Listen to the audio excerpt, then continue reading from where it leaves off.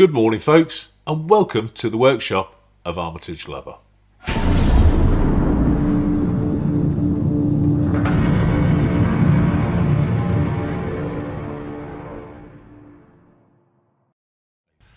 A review today.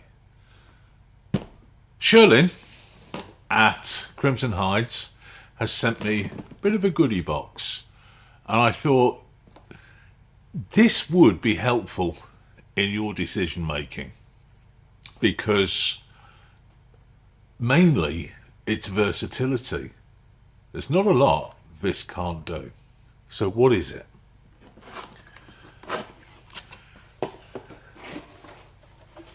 It is the new Crimson Hide Clam. I say new, I think they've had it for some time. It's new to me, and not being actively looking for clams, then I'd probably not notice it. Some of you may have been well aware of this for some time. But I thought it would be interesting to give you my views on it. What do I think of it?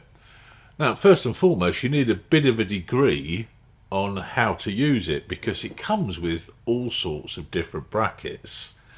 Now, as I understand it, you can, because there's loads of little bits and pieces in here, you can put it together multiple different ways. It's a beautiful bit of walnut. The engineering on the hardware seems really good. So, what have we got here? We've got little screws, and we've got some big screws, and I think on the top here I've got another one. Put it out. Camera equipment comes to mind with this. Now, as I see it, see that'll go in there. That'll go in there, and then as it is, we can quite simply bolt it to our desk or bench with an adjustable section here, and this makes it all wibbly wobbly. I'm going to put it together on the bench. We're going to have a look at it, but more than that, I feel that we can then put this on here at different areas,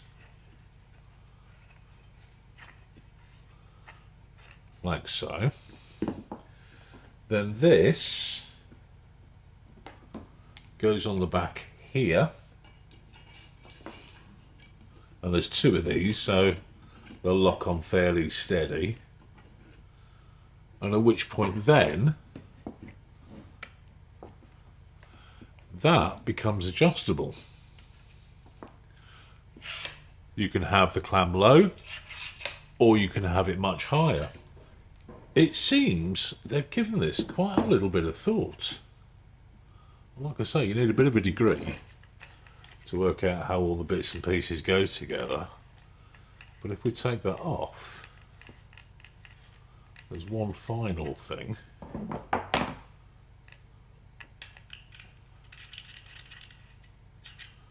We need a collar to reduce it, and we need a collar for this to reduce it down.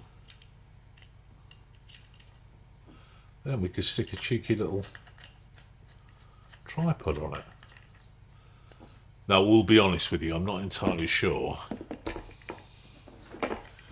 apart from photos, where you'd be inclined to use that, because I don't feel it being particularly stable. But nonetheless, you can put your phone on it while you're photographing your stitching.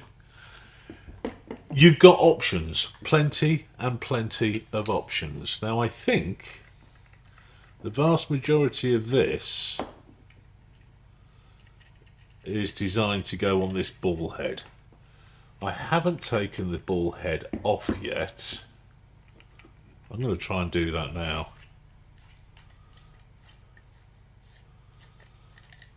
because I don't know how strong that ball head actually would be. So if I took that off there, that's quite a slim thread. I don't think actually this is designed to come off. No, because that is not going to fit in there. So it's got to work off the ball head,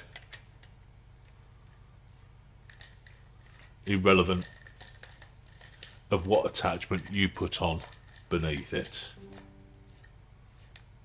We'll just pop all the attachment to the bench bits out of the way first, and we'll just have a look.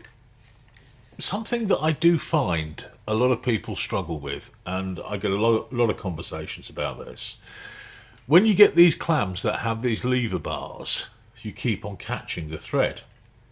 This smooth edge of wood goes back into the bottom of the clam. So if the thread catches it, it's going to slide back up again. That is quite funky. To open the clam, we simply do that. And it's adjustable tension-wise by turning this. If we turn that, that's its maximum, bearing in mind there's nothing in here at the moment.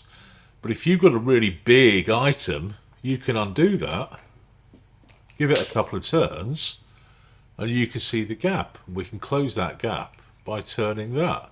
So if we give it some there, pop something in it, that's going to lock. So if we were stitching two pieces of leather,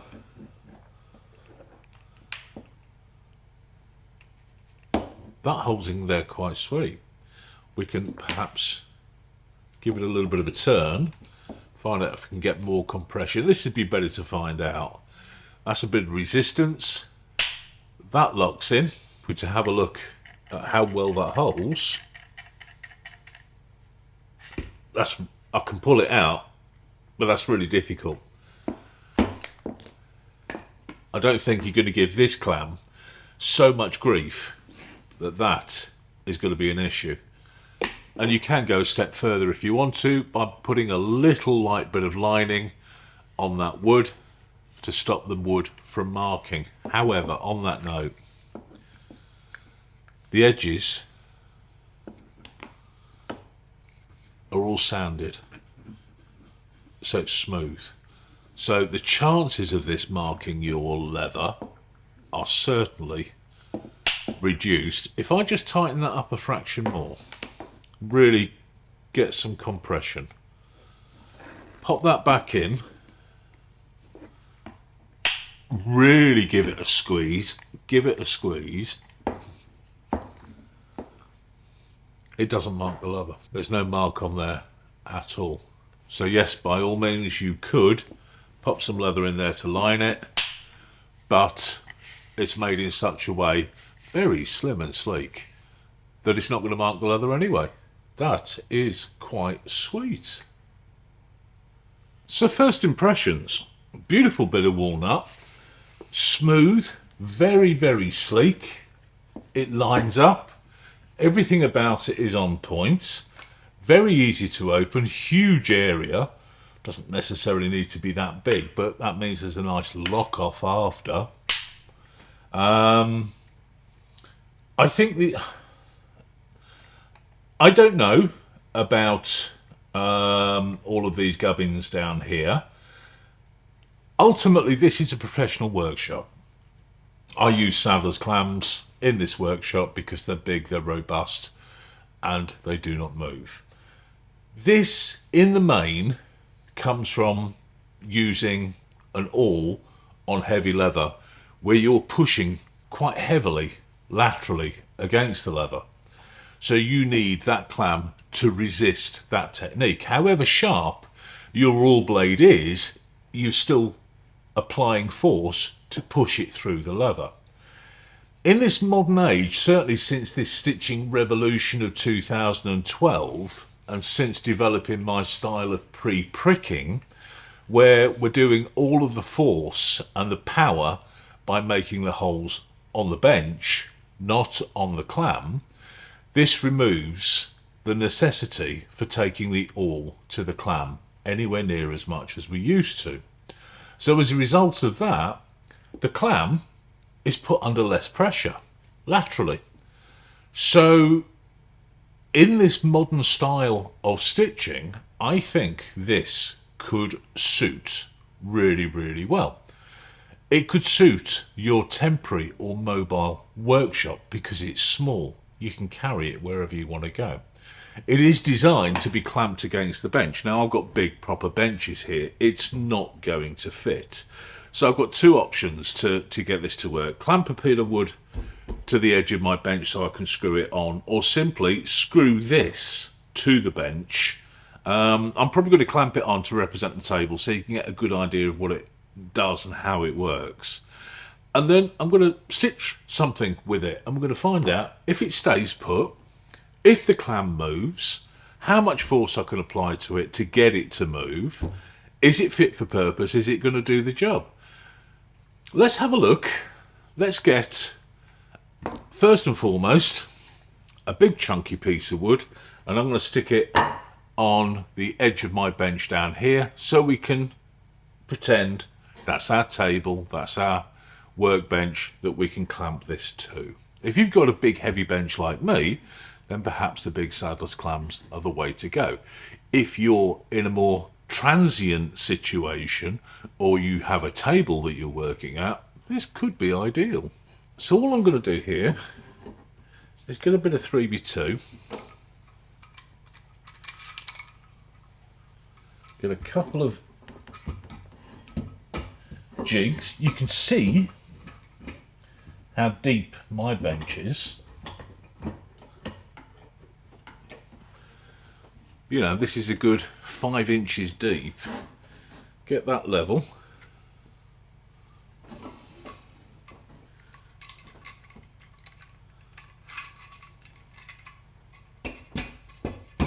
So there we are, that's good and solid. We can now put that wherever we want. What I am going to do, that I didn't do, was actually use this second screw. So I think I'll put it in one of the middle holes. I'm going to put it in the top hole there. Because I think actually, looking at this, I'm putting it there, it might, no, maybe it won't fit there. But certainly we could do that top one there. Then we can take our second one and pop that on our bottom hole. So this is going to stop it from twisting side to side. That's locked on. Loosen it slightly. I'm going to go all the way to the top to start with, which is going to take the clam down lower. I also think we can turn this round, so we could put it that and we could drop it even lower. Oh, I think this is quite versatile. So if I pop that now,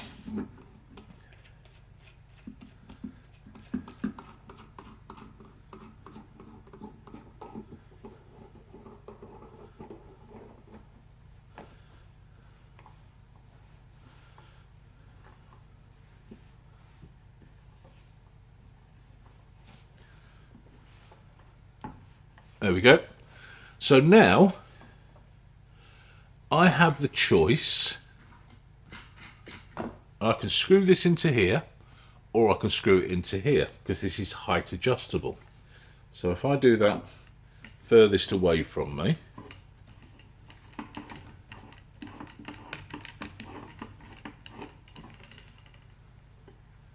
that locks on quite nicely. I'm going to loosen that one, turn that around, loosen that one, and turn that around.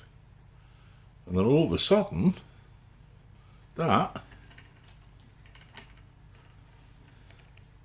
I'll take a little bit of time and tighten all of these up.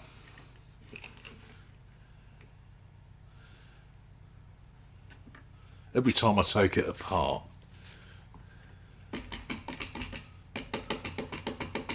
Okay.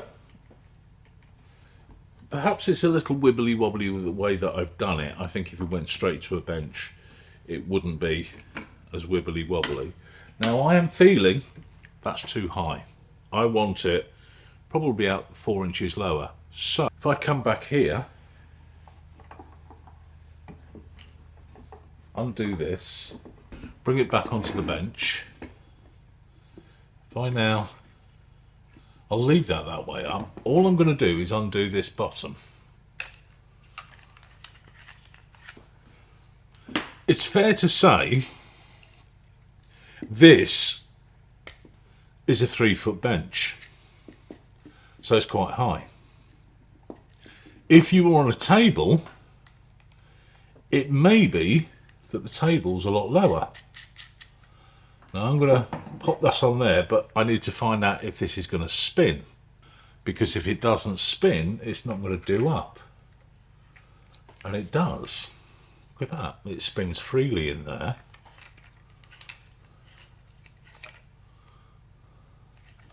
So now we've done that the other way round. Let's pop it back. I'll have that at the top. A little bit awkward. But again, I could probably take the clam off, which would be, in fact, no, I don't need to. Look at that. I could just move it out of the way.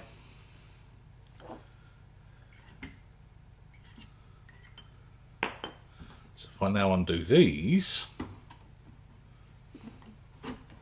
bring that back up, have a look where I want to be for my height, which is about there, a little bit lower. Move that out of the way and do those up. Okay. We can muck about with all sorts of different height options. Let's do that up, turn that, do that up. My clam is now ready for me to start stitching. There is a bit of motion there.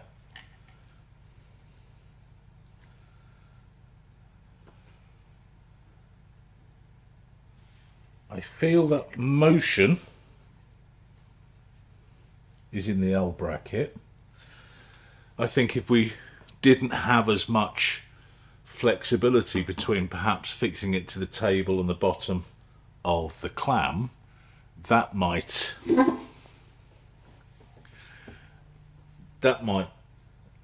have an impact, because if we look at this and we look at this, that motion seems to be taking place between the bottom of the clam and this angle. There's quite a span, and it seems that's flexing. The clam is not, or the vice or clamp is not moving. The relationship between the ball head and this doesn't seem too bad. The flex seems to be in the main on this angle. So if we were to reduce that or change this slightly, and I might muck about with this in different combination in a minute. In fact, let's do that now. So I don't know about you, but I certainly am curious. We need to stand that up. There's a little bit of me that's quite interested about this ball joint, about the ability of being able to lean the clam.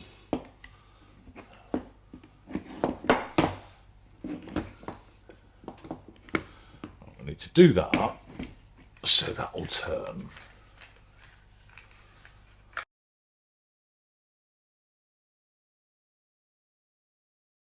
And the height is going to be an issue here.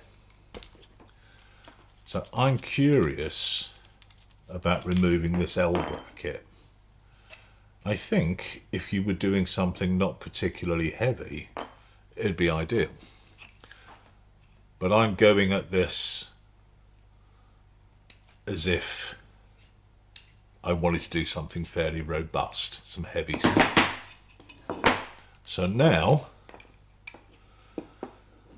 I'm going to pop that on here.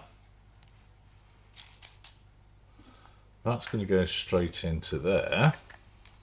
And I want to see if there's the same amount of wobble.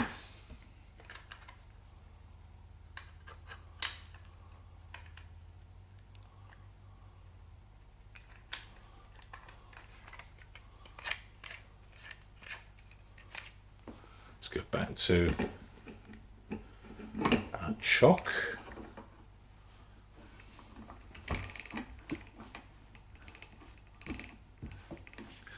Let's turn it around.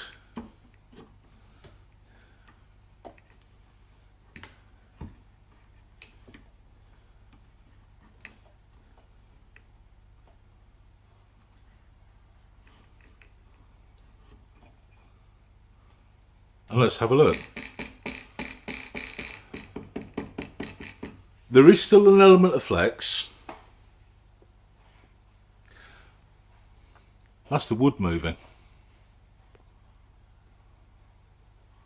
So I think if that were on something far more stable than this, that would actually be quite robust. But that's removed a huge amount of flex from this. This angle is nice, but I feel it's giving too much flex to the whole thing. So if you just had it on that, that would be ideal. I've just seen something else. That's too high. If I take it off here,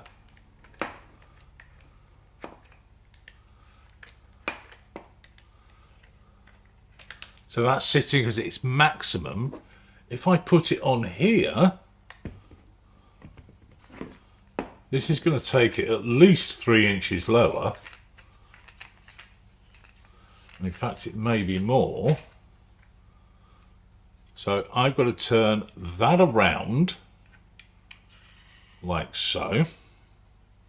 So this gap here is facing up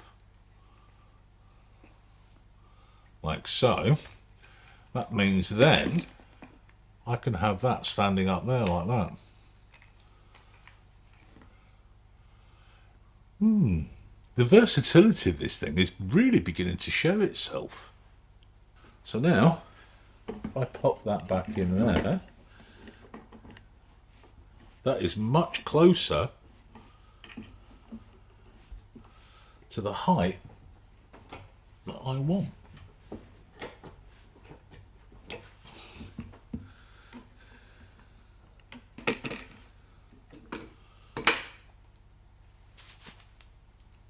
There's a bit of scope. Plus, if you want to stitch towards you, you can have a little bit of a tilt if you've got an awkward shape. There's a huge throat in here, so you're going to get a fairly large item. If we were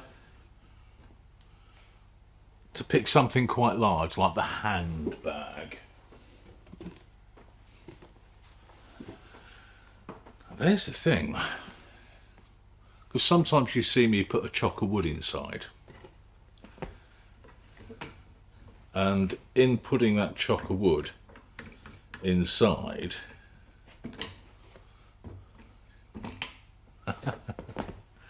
okay, so if I put a piece of wood inside there, same thickness as the gusset, that would fit. That's something you can't do with a normal clam. That's quite cool. And we can just change the angle slightly so it's upright. So stitching more awkward items becomes a little bit easier. In addition to that, we pop that out. Look at the depth of that. I haven't got it done tight, there's no bit of wood inside there, but we can get quite a large item in it. Do that back up.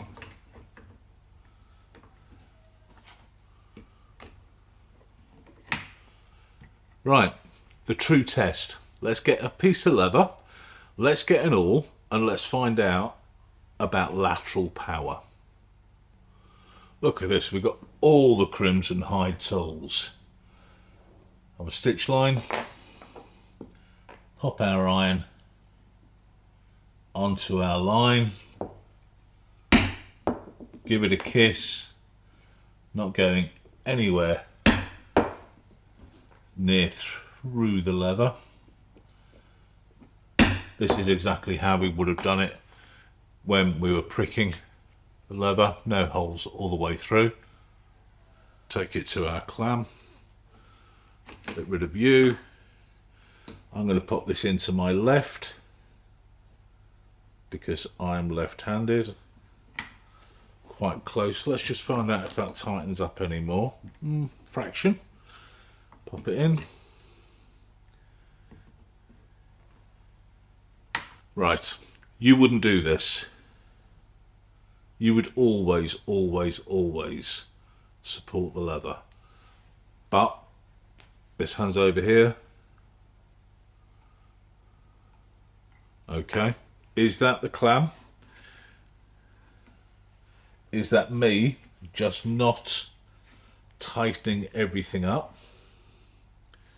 Or have we found its limit at the outset? Let's do everything up. Again, you wouldn't do this. Okay, I'm through. There we go. And the clam is moving. So lateral, I mean, that's a lot of force. I'm going through 3mm pieces of 3mm piece of leather using just force. So we wouldn't necessarily do that as a matter of course. We would always, always, always support the leather. That sails through a dream. Just that gentle little bit of force with the opposite hand is enough to support the clam. I mean, to be fair, this is just sailing through without any great shakes.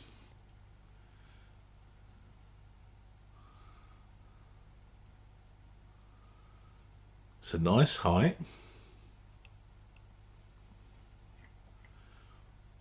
You can awl with this. Nothing wrong with that. Are we going to be doing this? Oh, I like that. Are we going to be doing it this way? I would suggest not. With this modern age of these irons, especially the KS Blade, Crimson Hide, Cinnabrox, Kevin Lee, Amy Rourke, where they're designed today to fully penetrate the leather. The power that we're using to make every single hole is taken care of up front by the iron driven through the leather all the way to start with.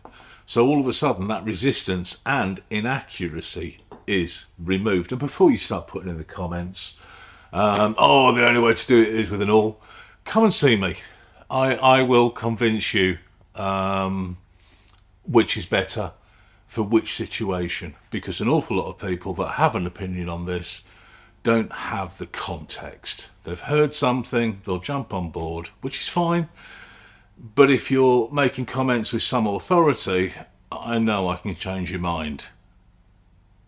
Have context before you jump on the comments. This pre-pricking style has made stitching so much easier for so many more people. Go and watch the 4 videos on stitching. They're quite informative and enlightening. So that's what we're going to do. We're going to follow this pre-pricking style. We're going to make the holes in the leather, and we're going to stitch it, and we're going to have a look at how that works. So I'm going to swap over to the other side. Could bring a pad, because instead of just lightly marking our holes, now we are going to be fully making the holes. Exactly as we would with an awl, we're going to go all the way through our leather. And I'm going to make 2 strikes. I think that'll be enough. to prove the point.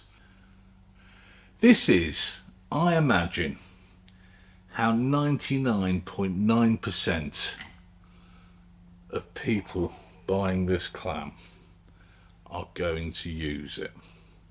So I'm going to try and do this without touching the leather. So all the pushing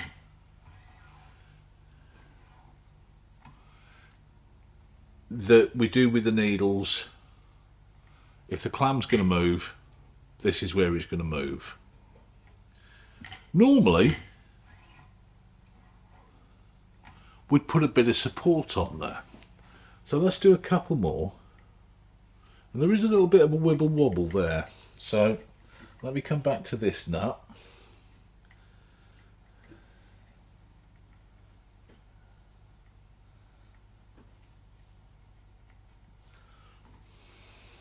Do that again.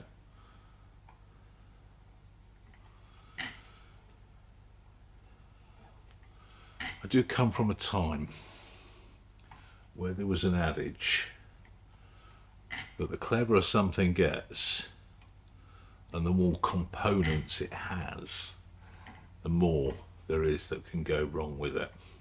The simpler something is, the less there is that can go wrong with it. So having all of these knobs and wheels and whirligigs is funky, and we can really put this clam into any position we want, but there's more things. I've got to do that knob up, I've got to do this knob up, that's loose, it's going to move. But at this moment in time, I'm not touching the clam, I'm not touching the leather. This is the same as when I put the awl up against it and pushed and it moved, but then supported and it didn't move. So if I go back to my normal way of stitching, which I would do because I would always support the leather, pop that in there, pop your finger on top. That juddering stops. There's something somewhere loose. I don't know what it is. But if I go back and you watch me stitch in the video, even with the saddler's clam, I still support the leather. This is seriously not struggling with this style of stitching at all. With the benefit of quite literally being able to put it into any position we want, I think this is a bit versatile. Let's just try something different. So I've done something radical. I've taken the piece of wood off the side, I've put it on top. I'm making a right old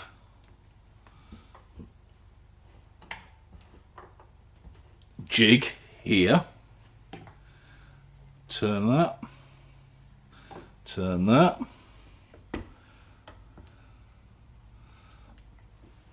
Look at that. There's not an awful lot of... Oh. Didn't know about that. That's just diverted me for a moment. It's got magnets. How cute is that? I mean, you're not going to have that set up. That's ridiculous.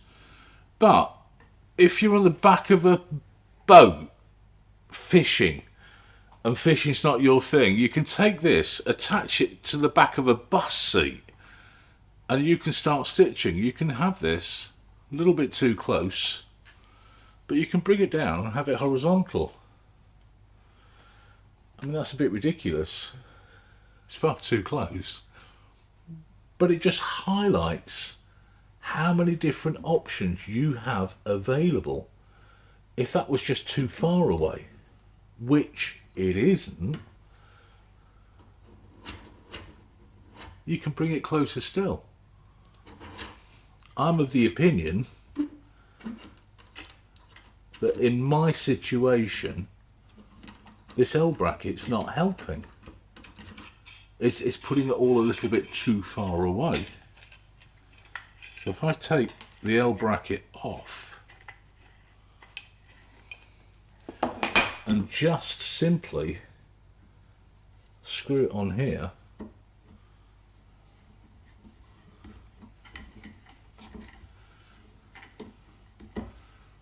that's exactly what I am going to need in my situation. Thread everywhere. So, little bit of tension. Undo this little side knob, which immediately helps us turn that opening towards us. I can now have this bent down lower. I can then change that angle very, very slightly if I want to. I can start stitching like that. A little bit weird, but ultimately I can achieve. I want to stand it up. That's far too high. But let's say I'm a stander. So I'm going to stand and stitch.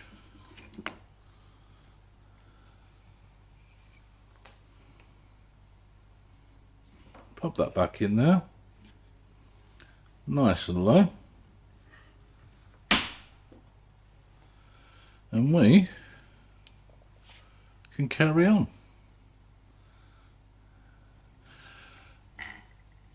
I think the difficult thing with this clam is actually finding somewhere it won't fit.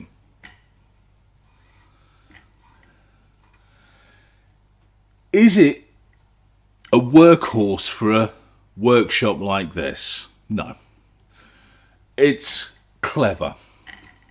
In my opinion, for my purpose in a professional workshop, it's too clever. I want something simpler. Straight up and down, one screw at the top, one screw at the bottom, that's it. No adjustability, it's there. However, were I to go and teach somewhere, because I used to have, if I say used to, I still have a couple of the Dream Factory clams.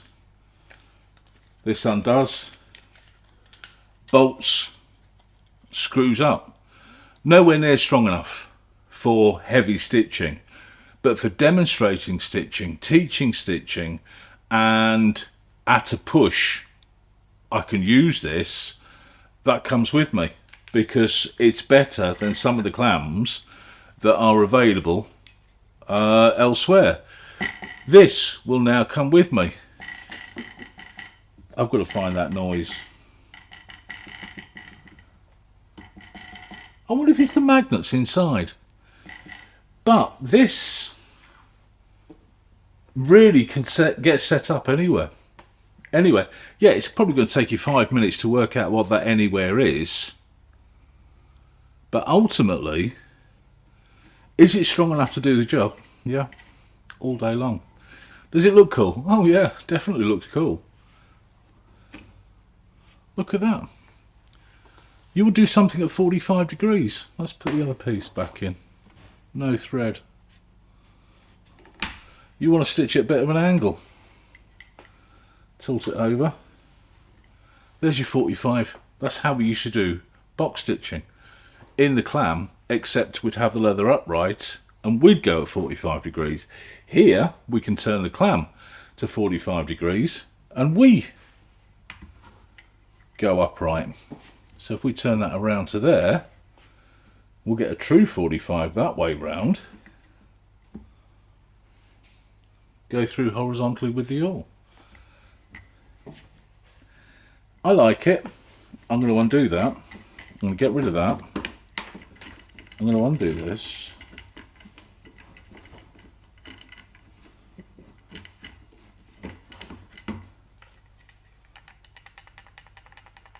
It's the magnets. So there we are. Here we have the Crimson Hide clam with all the goodies that come with it. I've just noticed this because I dropped those. If we put that in there and then we put this in there and that above it, that now prevents those from coming out, so I'm not going to lose those, so that rubber's going to live in there. So we can attach this L bracket to the clam, so we've got a downward facing clamp, not clam, or a vertical facing, and what I've just noticed is we've got this 45-degree business here. Now I don't know if that's necessarily going to work on the L bracket, but it will work on here.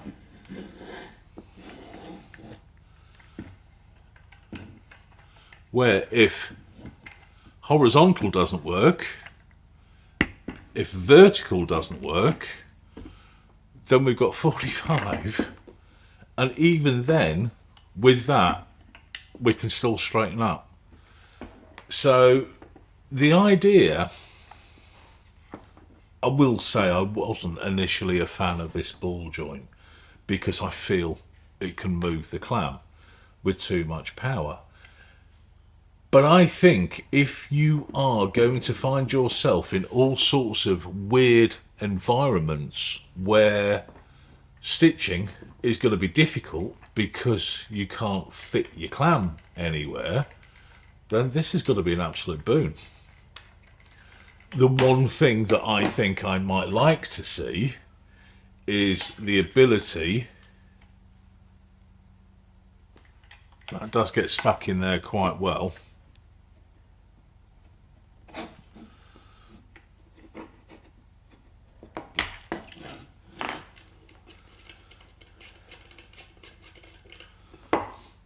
the one thing that I think I might like to see is the ability to remove this completely and have this screw system go directly from the clamp into the clam, so there's no wibbly wobbly, perfectly vertical, perfectly straight. If you want to do heavy stitching, I think that would give you the best opportunity, because here we've got these two knobs. This knob does the 360 rotation and this knob opens the ball joint, so if we don't have those quite tight enough we can still move those, and to be fair I am struggling to shift that because I did that up quite well. So we have options. However, how often are you going to be using this where you are putting on so much force? I think this for either a travel or a transient situation, or a small workshop where you're putting things together to work, then you're taking it down because you're at the dining room table and you've got to eat, you've got to put it away. Genius, absolute genius. Maybe a bit of leather on the inside of this, so if you are putting it on the dining room table you're not marking the table. The tripod, it's cute, and I think for photography that would be a really cute idea, but I don't see there being any mileage at all, apart from taking pictures, of putting that on there. That is just too wibbly wobbly. I'm not got it screwed on properly, but I just don't see this tripod. It looks cool, and for pictures it'd be great, and if you wanted to hold something, fantastic, but I don't see that being a huge bonus for using the clam. I think it's just going to move a little bit too much. So that brings us back to these two bits then. I think that's really quite useful, because if you are one for supporting your clam while you're stitching, if you are pre-making all of the holes, then you're not fighting the leather as you stitch, which is a good, healthy, fun way of stitching. If you're fighting every stitch, it sucks the fun out of it really quickly. But if you are making the holes, if you do stitch with the pre-pricking style, then this really opens up the range, because you can have this here, you can have this way round, perhaps, maybe, or certainly that way round, And then all of a sudden you can extend it away. You can sit at an angle. It's not just having something in front of you, it's adding range and versatility. I mean, I've noticed this on the corner here, this cheeky little 45 degree. So if you put that on there, if you have something that's 45 degrees, that's going to work for you as well.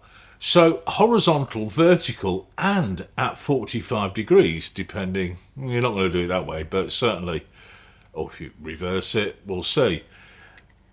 I think you would struggle to find a place this doesn't fit. So far, we've got a dining room table, definitely. We've got the back seat of a bus, definitely. Sit on your bus and stitch. Not sure you get on a plane with it, but I reckon you could make it fit the tray. I think you could pretty much, with this little combination, get it to be where you want it to be. I've even seen somebody replace all of this with a really strong magnet. That's clever. And Sam's just come up with a really good idea. I don't know how good it is, but it does follow this theme.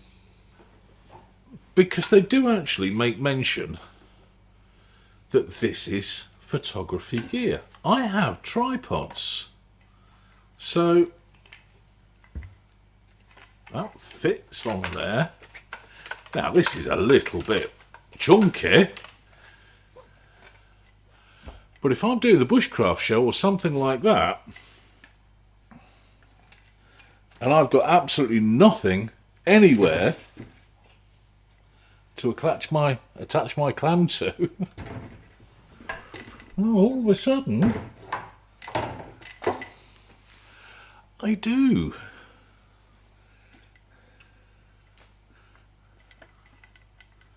I've not done it up tight.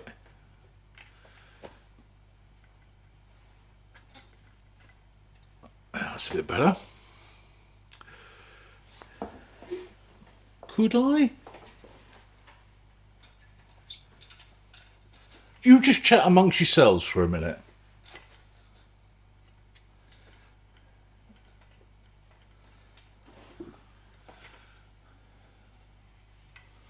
Do that up tight.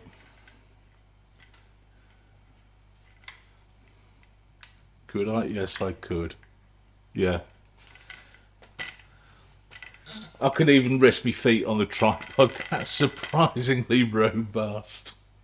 Yeah, so well done, Sam, for picking out that little gem. It fits on a tripod that you could take literally anywhere. That's... yeah, and I've got my feet on the tripod, which is really making it steady. And I could comfortably stitch at that all day long. So, let me unscrew this.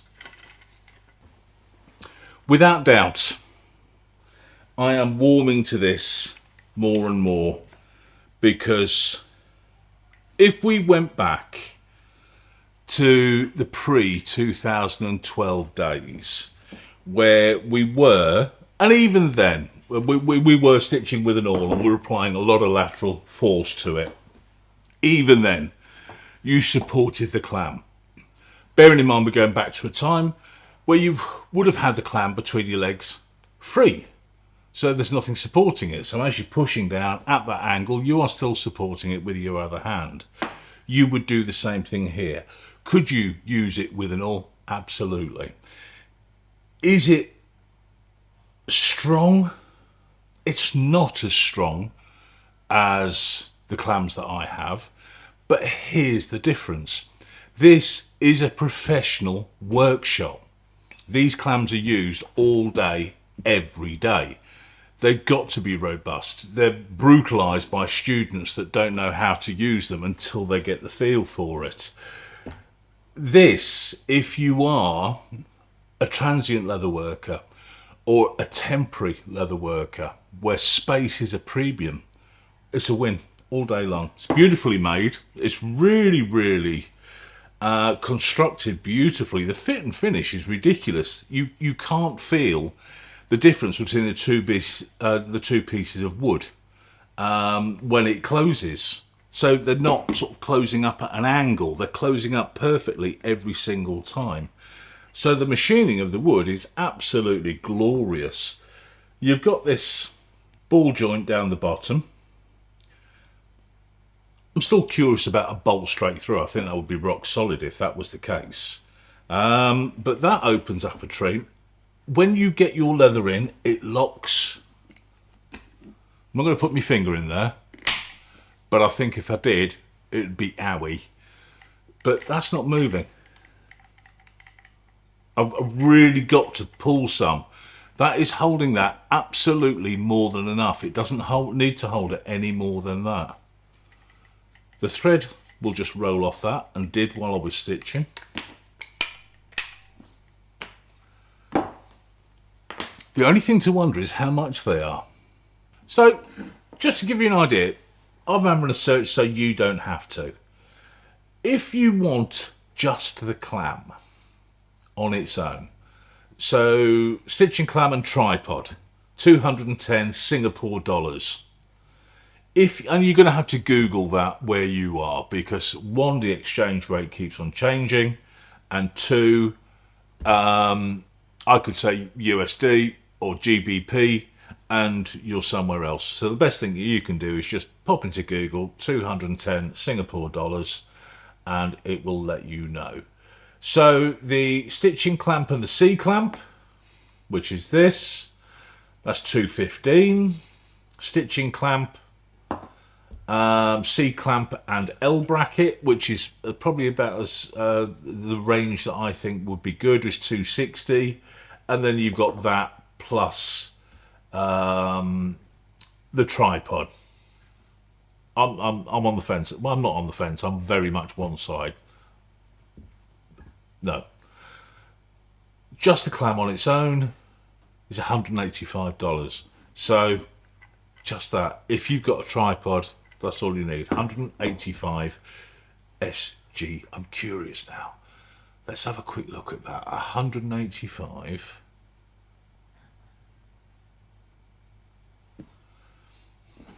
£106. So that's going to be about 130 USD. Check. But just over £100 for that bit of beautiful engineering. That's actually cheaper than the saddler's clams I've got in the workshop. They're coming in at about 120 quid now. So this is a cheaper option. That's something to be considered. You've got the magnets, but you're not going to shake it. Folks, yeah, I'm going to use this. Not here in the workshop because I've got 8 clams. I am spoiled for clams. But if I take something home, stitch at the dining room table, sit in the garden, pop outside. I've got Dave. If you haven't seen it already, Dave's a cherry log with a clam bolted to it. And it's fantastic for stitching anywhere. But Dave is not a light piece of wood. And I'm getting to the point where I need a trolley. I can't stick him on my shoulder like I used to. So Dave is a bit cumbersome. All of a sudden, this and a tripod could be a really good alternative. Anyway, I'm banging on about it. Folks, that's the Crimson Hide clam. It's a nice bit of kit and reasonable as well.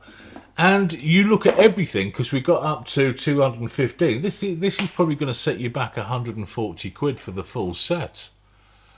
What's not to love? Anyway, this isn't about me selling it to you. This is about them sending it to me playing with it. This is what I think. I am just waffling about it. You get a bit of an insight, see it in use on video, and you can make your own mind up. And off you go.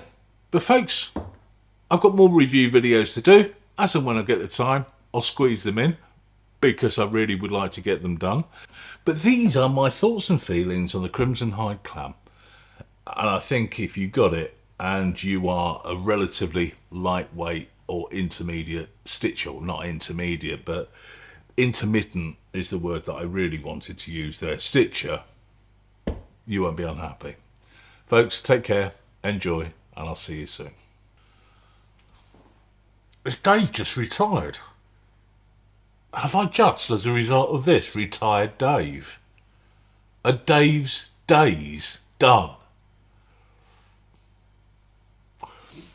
If you want Dave to continue, one of you needs to start a petition. Otherwise, he's going on the fire.